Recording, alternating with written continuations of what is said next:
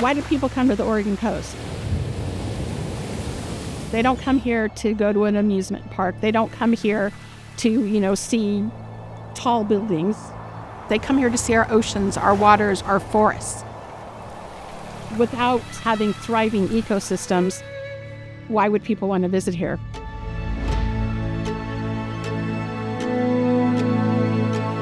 So just before we get down there, a quick little safety meeting.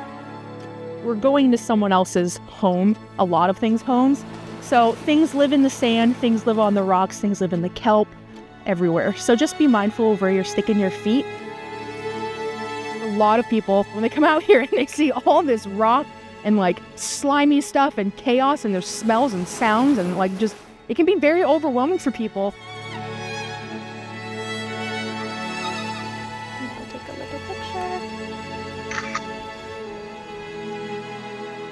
So I love what I do. Specifically the wildlife, that's how I became interested in the outdoors. We are just trying to protect various species from going extinct because a lot of our wetlands around the whole U.S. are gone. That connection to nature can really be that lifeline, that through line for folks. But wanting to help maintain and build a trail. Getting your hands in the dirt, there's something to it, of connecting to the earth and knowing that you're doing something to help people have those wonderful experiences. So any guesses as to what we're looking at here? They look like little bike tracks. Crabs? Yeah, they're crabs. Sometimes you can read the story in the morning to where there'll be crab tracks and then all of a sudden you see bird tracks next to it. And then all of a sudden there's claws and feathers and you're like, oh no. Something went down at 6 a.m. So the Tide Pool Ambassador Program, it's all based around the Cape Perpetual Marine Reserve area. The point of the program is to just kind of act as a bridge to connecting people to these environments that they typically would never have had a chance to explore or get into before. They can use that outside of these tours to navigate responsibly, to educate other people responsibly, even just sharing we don't rip sea stars off rocks. If that's all the tour was, we would be so successful because that's a constant big issue out here. On the Oregon coast, we have 6 wildlife refuges. We strive for working with other organizations to get restoration work done. And without them, it would not be possible. Well, let me see if I can. But, as you can see, the roots are quite robust. There we go. This plant's about 2 years old, which would be unheard of in a private nursery to raise something this size for that long. Our main goal is to source genetically appropriate seed material that we can bring here to the nursery and grow to distribute to our partners for various kinds of restoration projects. Native plants, they are highly adaptable. So we know that when we take them out there, they are not going to disrupt the already existing ecosystem. They can match easily with what we already have.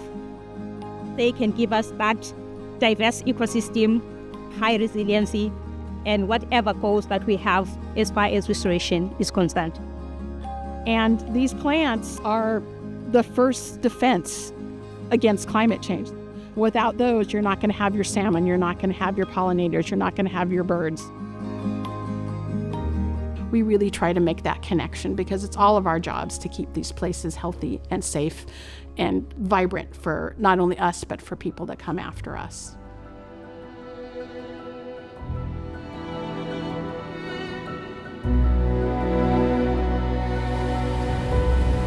This is all existing because people just like you, your neighbors, your mailman, anyone you know might be coming out to take care of these places, and they're doing it not just for themselves, but for everybody.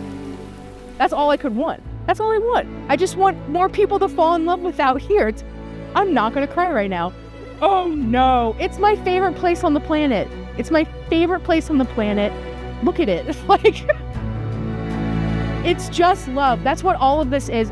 like sincere, deep love for this area and these creatures, and just wanting to share that with other people in hopes that they'll clue in and want to take care of it as well.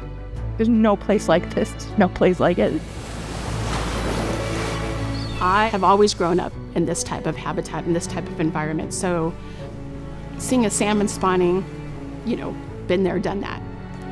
But to be there, to experience somebody viewing that for the first time, it brings tears to your eyes. I've been at the ocean with, an 80-year-old man from Kansas. And I said, what do you want to know? What do you want to know about this environment? He wanted to know about tides. He's like, does that happen every day? And I thought everybody knew that. And to be able to see this environment every time through a new set of eyes from somebody that hasn't experienced it is transformational. And to know that we had a part in keeping these places special, I'll come to work every day for that.